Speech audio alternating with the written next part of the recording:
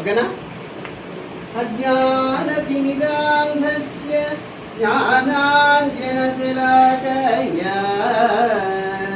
చక్షురున్మీలితం యేన తస్మై శ్రీ గురవే నమః. శ్రీ గురుభ్యో నమః.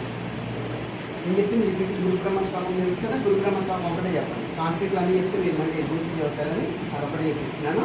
గురు బ్రహ్మ గురుర్విష్ణు గురుర్దేవో మహేశ్వరః గురు సాక్షాత్ పరబ్రహ్మ తస్మై శ్రీ గురవే నమః. ఇప్పుడు 2-3 స్టోరీలు చెప్తారు. ఆ నుంచి వినండి.